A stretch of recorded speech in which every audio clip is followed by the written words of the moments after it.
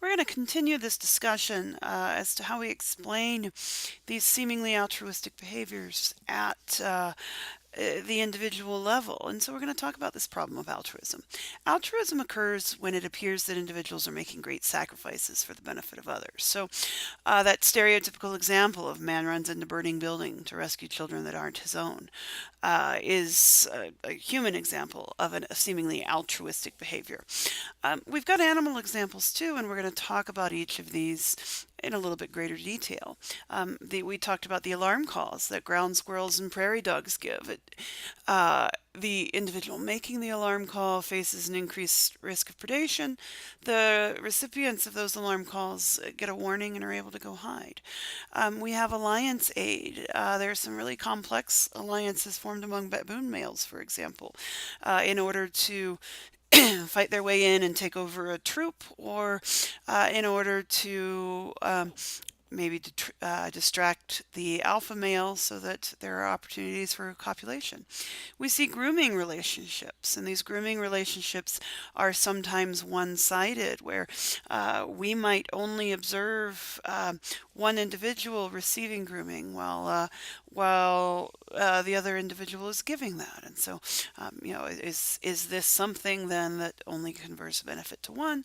And we've got cases of adoption where individuals take over the care and upbringing of offspring that are not theirs, that are not their biological descendants. And so when we talk about altruism, we're talking about this kind of quadrant of trait space. And so here we're looking at dyadic behaviors. That's why we only have two axes. And so we are looking at the net fitness implications or costs and benefits to the donor and to the recipient. So the donor is the one who's doing the behavior. The recipient is obviously the one who the behavior is being done for. And so there are certainly instances of dyadic social behavior where both the donor and the recipient experience a net fitness benefit. And so we call this area of trait-space cooperation. And so we can think of behaviors that are examples of cooperation. We've got cleaning fish, right? The wrasses and such that attach to the outsides of sharks and may clean ectoparasites off the skin of the sharks, or may even dart into the shark's mouth to get morsels that are stuck between their many teeth. What's the benefit to the shark? Good dental hygiene, removal of ectoparasites, and thusly overall better health. What's the benefit to the fish that's doing that behavior? Well, it's getting a free meal out of it. We can also have cases where what the donor does is viewed as selfish. The donor gets a net benefit, the recipient gets a net cost. We can have what we're interested in is this trait space of altruism, where the donor appears to pay a net cost in order to confer a net benefit to the recipient. And then we've got this interesting space down here as well that we call spite or spiteful, where the donor may pay a net cost in order to confer an even bigger cost to the recipient. So we are going to focus predominantly on these behaviors where the owner pays a cost and the recipient appears to gain a benefit. And there are an abundance of animal examples of altruism. We will talk about some of these specifically. There are aphids where we have breeding individuals and worker individuals. And we also see similar kinds of relationships among the eusocial species like ants and bees. We've got this situation of cleaner fish that I already used as an example. We've got brood parasitism. There are two species of birds, the brown-headed cowbird and also the cuckoo, that lay their eggs in the nests of other species, and their offspring are raised by the parasitized species. We see cases of food sharing, specifically among human populations. We can see cases of cooperative childcare or cooperative breeding. And then, of course, we can talk about these alarm calls that we can observe in both ground squirrels and prairie dogs. So we'll start by looking at aphids as altruists. And a lot of things that we talk about with aphids are going to be the same with other eusocial insects. So for many insects, there are two forms of larvae that hatch from the eggs. There are the uh, reproducers, the queens, that kind of thing, and the workers, or particularly with aphids, they're called soldiers. Soldier aphids protect their sisters, but never reproduce. Soldiers have evolved independently at least 3 times within the aphid branch of our phylogenetic tree of insects here. And that non-reproductive role we see in abundance throughout insects. So our question today is, how could the genes for soldiers have increased in frequency if they don't reproduce? What could be responsible for this independent evolution of soldiers and the overproduction of soldiers? There are more eggs that hatch that are soldier larvae than there are reproducers. We can look at helping at the nest. There are brood parasites, including brown-headed cowbirds and cuckoos, that lay eggs in the nest of other species. They don't build their own nests and raise their own offspring, and it's the parents of these parasitized species then that take care of and raise these chicks.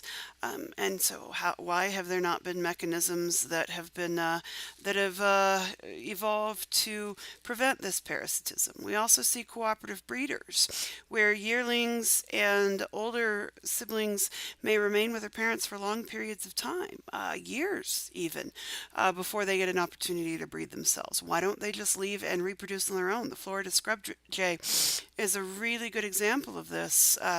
And the fact that you've got these helpers at the nest has certainly played a role in their conservation crises as well. We see food sharing prevalent across human societies, particularly among foraging groups, these hunter-gatherers. Among the Ache, all food is shared completely, but some hunters produce more than 5 times as much food as others. And so, why then are hunters sharing so widely when they've really got this severe overproduction? Ache children are taught to share from very early on and are quite established in their sharing behaviors as early as the age of 3. Why is food sharing so important in human societies? And then we see adoption and alloparental care. It's frequently practiced in humans. When we talk about alloparental care, we're talking about people other than the biological parents caring for those children. It's very often that we see adolescent females filling this alloparental role. I mean, many of you probably had as one of your first jobs babysitters. Among the Efe, a pygmy population in the deep forest of the Congo, babies are passed from person to person, often several times an hour, and are cared for by many people, including unrelated adult males.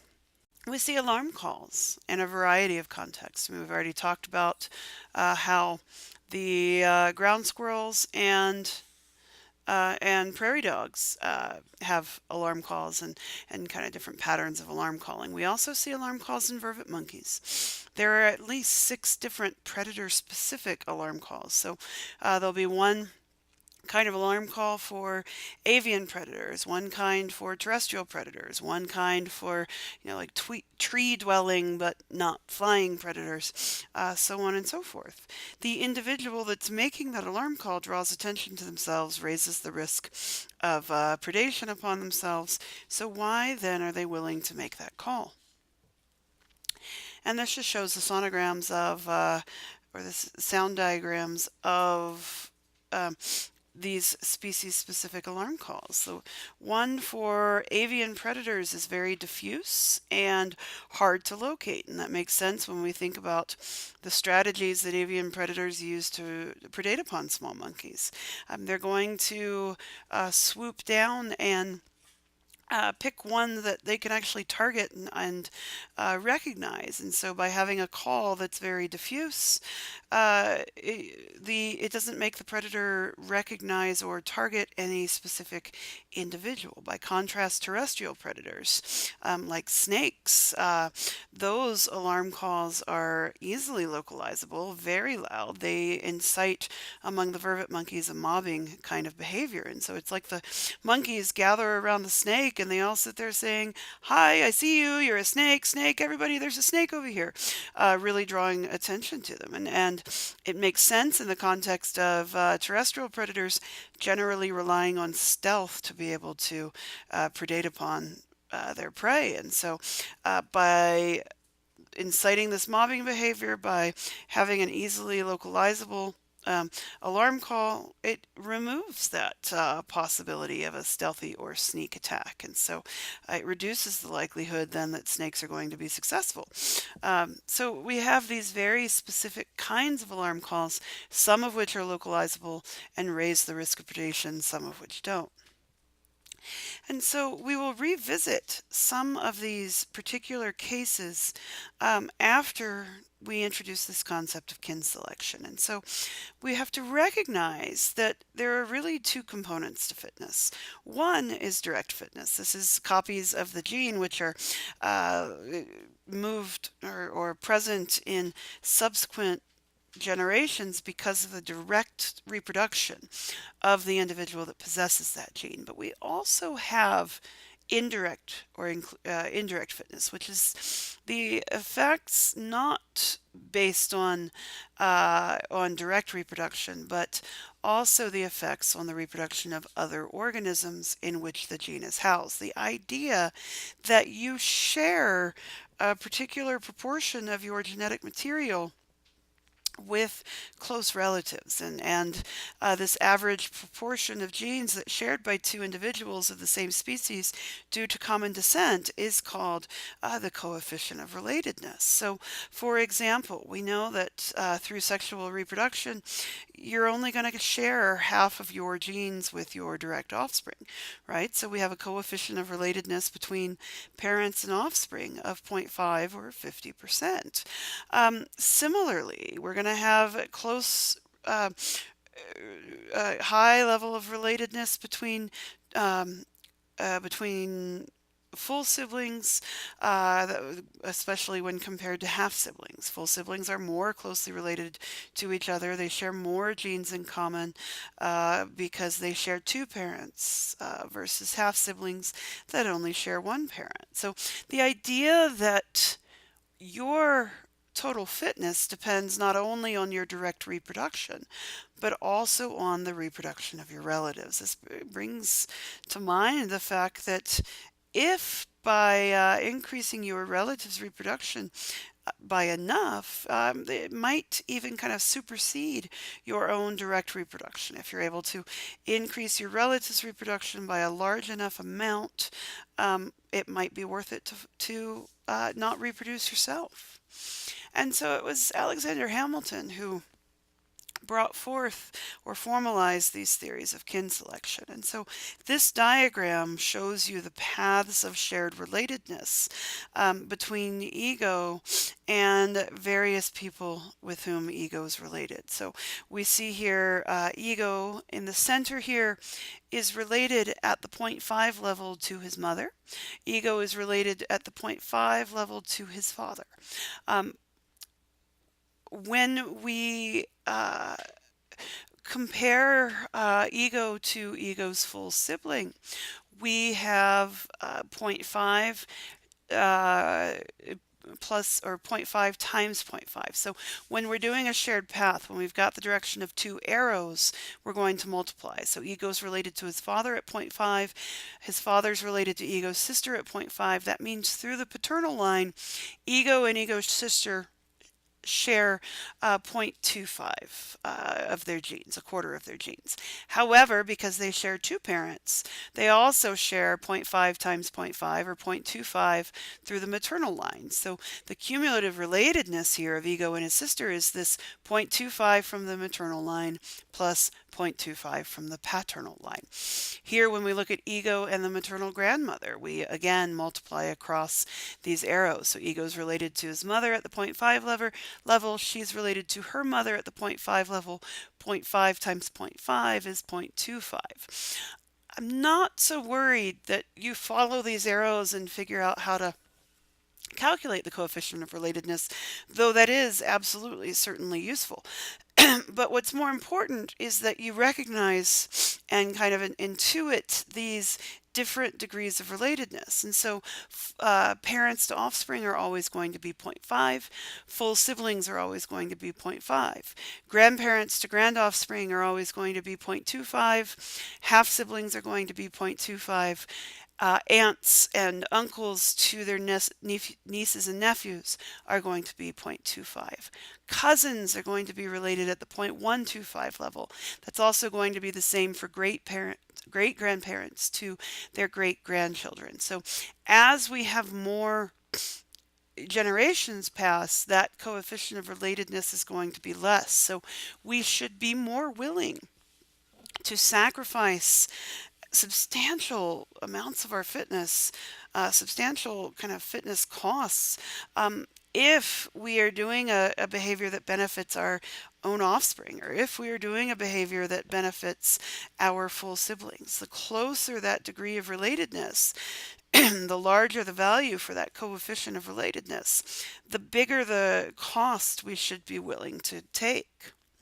And so this brings to mind Hamilton's rule. Remember, I said that Alexander Hamilton was the one, and we're not talking about the historical figure as one of our founding fathers, but rather the evolutionary biologist, Alexander Hamilton. That Hamilton's rule states that we should expect to see a behavior persist if the benefit to the recipient, discounted by that coefficient of relatedness, which is here represented by R, is greater than the cost to the donor. So the benefit to the recipient devalued by this coefficient of relatedness must be greater than the cost to the actor or the donor for altruism to be favored. And so we can then revisit, and we will revisit each of those particular behavioral contexts to see whether Hamilton's rule is met.